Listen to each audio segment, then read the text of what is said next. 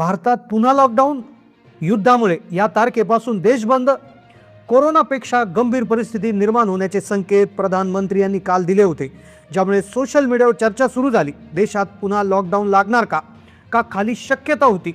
पण जेव्हा आज मोदीजींनी सर्वपक्षीय बैठक बोलावली त्यानंतर सगळ्या गोष्टी क्लिअर झाल्या अशी चर्चा होऊ लागली. मग लॉकडाऊन नेमकं कधी लागणार आहे, काय तारीख आहे लॉकडाऊनची, या लॉकडाऊनमध्ये काय काय सुरू राहणार आणि काय बंद होणार, काय परिस्थिती राहणार, चला जाणून घेऊया संपूर्ण सविस्तर माहिती. नमस्कार मित्रांनो, आजचा हा व्हिडिओ केवळ एक बातमी नाही तर आपल्या देशावर आलेल्या एका महासंकटाची ती भयान जाणीव आहे, जिने कालपासून प्रत्येक भारतीयाची झोप उडवली. काल दुपारपर्यंत सगळं काही शांत होतं, लोक आपापल्या कामात व्यस्त होते. पण अचानक संसदेतून एक बातमी आली. जेव्हा पंतप्रधान नरेंद्र मोदी उभे राहिले तेव्हा त्यांनी सांगितलं की देशवासियो, जग आपल्या एका मोठ्या युद्धाच्या उंबरठ्यावर आहे आणि याच्या आगीचे चटके भारताला बसू शकतात. कोरोना सारख्या कठीण परिस्थितीला तोंड देण्यासाठी आता पुन्हा एकदा तयार राहा, हे शब्द मोदीजींनी काल दुपारी उच्चारले. जणू संपूर्ण देशात यानंतर भूकंप झाला. लोकसभेतील त्या इशाऱ्याचा व्हिडिओ काही मिनिटातच सोशल मीडिया वाऱ्यासारखा पसरला. लोकांच्या मनात कालपर्यंत ज्या शंका होत्या त्याचं आता भीतीत रूपांतर झालं होतं. हा केवळ इशारा नव्हता, ते एका आगामी वादळापूर्वीच्या शांततापूर्ण भाकीत होतं. लोकसभेतून बाहेर पडतात गॅलरीत उभे असणाऱ्या पत्रकारांच्या झुंडीने त्यांना घेराव घातला, पण कोणाला कडेच उत्तर नव्हतं. मग खरंच लॉकडाऊन लागणार आहे का, हे लॉकडाऊन लागल्यानंतर काय बंद राहणार, काय सुरू राहणार, काय आहे ती तारीख. आता खरं तर काल इशारा दिला होता. आज पंतप्रधानांनी पक्षीय बैठक बोलवली. पक्षीय बैठक बोलवल्यानंतर त्या बैठकीत काय घडलं, सूत्रांनी दिलेल्या माहितीनुसार काय काय बंद होणार, काय काय चालू राहणार, काय कोणत्या गोष्टी, कोणत्या सेवा चालू राहणार, कोणत्या बंद राहणार, याविषयीची माहिती आता समोर आली आहे. काल संसदेमध्ये ही त्या ठिकाणी इशारा दिल्यानंतर एक प्रकारे तणाव संपूर्ण देशामध्ये सुरू झाला. एक प्रकारचं युद्ध देशाच्या रस्त्यावर पाहायला मिळालं. काही लोक पेट्रोल पंपाच्या दिशेने धावले तर काही लोक किराणा दुकानांमध्ये धावले. कोण गाड्यांच्या टाक्या भरत होतं तर कोण पोत्यामध्ये किराणा भरत होतं. रात्री उशिरापर्यंत सगळ्या दुकानांमध्ये तर गर्दी होतीच, पण ATM समोर अगदी देवाच्या मंदिरासमोर रांग होती, इतकी रांग झाली होती. मग आता प्रश्न असा आहे की इतकं घाबरण्याची गरज आहे का. स्वतः पंतप्रधानांनी हे फक्त संकेत दिले आहे. मग खरंच लॉकडाऊन लागणार आहे का. मग हे लॉकडाऊन नेमकं कशा पद्धतीनं लागणार, या बैठकीमध्ये नेमकं काय ठरलं आहे, काय तारीख जाहीर झाली आहे, काय हे जर लॉकडाऊन लागू झालं तर कोणत्या गोष्टी बंद होतील आणि कोणत्या गोष्टी चालू राहतील, हाच महत्त्वाचा मुद्दा आज आपण जाणून घेतोय. पहा, काल फक्त पेट्रोल पंपच नाही तर सगळ्या ठिकाणी गर्दी त्या ठिकाणी निर्माण झाली होती. मग प्रश्न असा येतोय की गॅस सिलेंडरच्या बाबतीत जेव्हा सरकारने सांगितलं होतं की नाही आपल्याकडे गॅसचा साठा भरपूर आहे, पण काही दिवसातच कमर्शियल गॅस सिलेंडर बंद करण्यात आले, घरगुती गॅस सिलेंडरला प्राधान्य दिलं आणि त्यानंतर आता घरगुती गॅस सिलेंडर देखील मिळेनासा झालाय. मग आता दुसरा प्रश्न येतो विजेचा. वीज पुरवठा देखील खंडित होण्याची शक्यता इथे निर्माण झाली आहे. लोकांच्या मनात अजून एक भीती अशी आहे की इंटरनेट देखील बंद होणार आहे, कारण की समुद्राखालून जाणाऱ्या ज्या इंटरनेटच्या केबल्स आहेत, ज्या भारताला जगाशी जोडतात, 30% केबल जे आहेत तर त्या 30% केबल या हॉर्मुझच्या समुद्रधुनीतून गेलेल्या आहेत. त्या जर तुटल्या युद्धामुळे तर तुमचं इंटरनेट बंद होईल. त्यामुळे तुमचं गुगल पे, फोनपे आणि बँकिंग व्यवहार ठप्प होतील. तुमच्या बँकेतले पैसे काहीच कामाचे राहणार नाही. आणि हे ऐकल्यानंतर सगळ्या लोकांनी बँकेतून पैसे काढायला सुरुवात केलेली आहे. पहा, आत्ताचा काळ आणि कोरोनाच्या काळाची जर तुलना केली तर कोरोनाच्या वेळेस शत्रू होता एक विषाणू, एक व्हायरस जो डोळ्यांना दिसत नव्हता, पण यावेळेचा जो शत्रू आहे ती आहे टंचाई. म्हणजे तेव्हा कोरोनाच्या वेळेस आपल्याकडे धान्य होतं, खाणं पिणं होतं, गॅस होता, सगळं होतं, पण आता पैसा जरी असला तरी घ्यायला वस्तू नसतील, अशी परिस्थिती आता निर्माण होतील.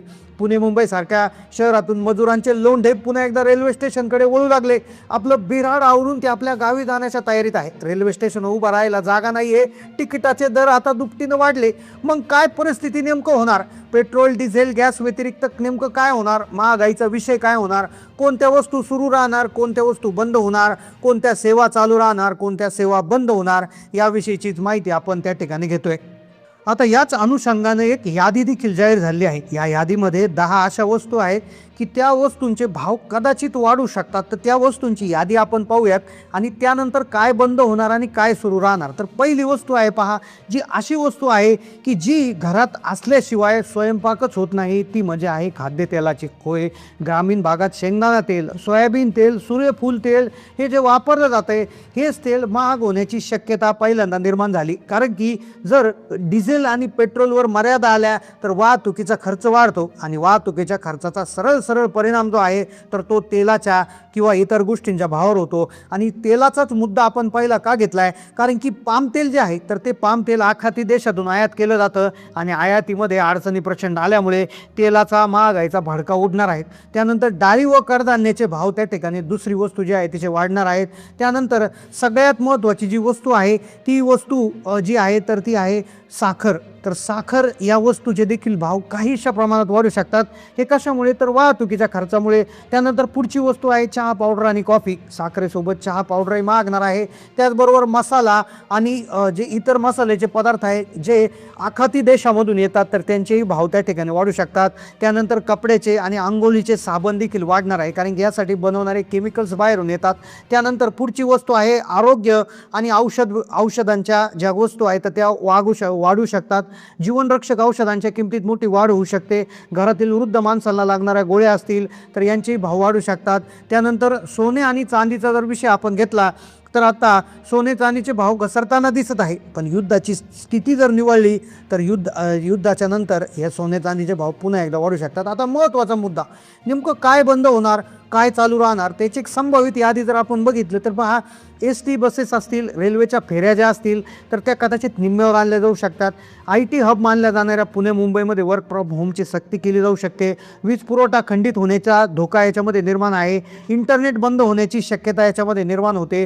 हॉस्पिटल्स चालू राहतील पण जनरेटर्सवर कसे सुरू राहणार, कारण की डिझेलचा पुरवठा खंडित होऊ शकतो. एक महत्त्वाचे आणि कडक नियम याच्यामध्ये लावले जाऊ शकतात. आता ज्या मुलांचं ऑनलाईन शिक्षण सुरू आहे, बँकिंग व्यवहार ऑनलाईन आहे किंवा ज्या लोकांचा व्यवसायच ऑनलाईनवर आधारित आहे तर अशा लोकांना अडचणी याच्यामध्ये येऊ शकतात. तर अशा प्रकारची शक्यता इथे निर्माण झालेली आहेत. पहा, आपण सरकारने स्पष्ट सांगितलेलं आहे की आपल्याकडे कच्चं तेल 25 दिवसांचा साठा आणि निर्मित तेल 25 दिवसांचा साठा, असा टोटल 50 दिवसांचा साठा आपल्याकडे अवेलेबल आहे. साधारणपणे युद्ध सुरू होऊन 20 दिवस झाले आहेत तर इथून पुढचे 50 दिवस पुरेल इतका अन्नधान्याचा आणि इंधनाचा साठा देशाकडे उपलब्ध आहे. त्यामुळे काळजी करू नका असं वेळोवेळी सरकारकडून सांगण्यात आलं आहे. आज सर्वपक्षीय बैठक बोलवलेली आहे. त्या सर्वपक्षीय बैठकीमध्ये काय निर्णय होतोय, काय सरकार याच्यावर ॲक्शन घेते हे पाहणं त्या ठिकाणी गरजेचं ठरणार आहे.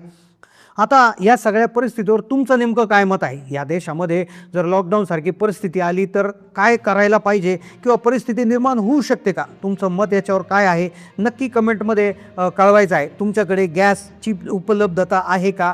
पेट्रोल डिझेलची काय स्थिती तुमच्या भागामध्ये निर्माण झाली आहे? नक्की कमेंटच्या माध्यमातून कळवायचं आहे. चॅनलला नवीन असाल तर सबस्क्राईब करा. धन्यवाद.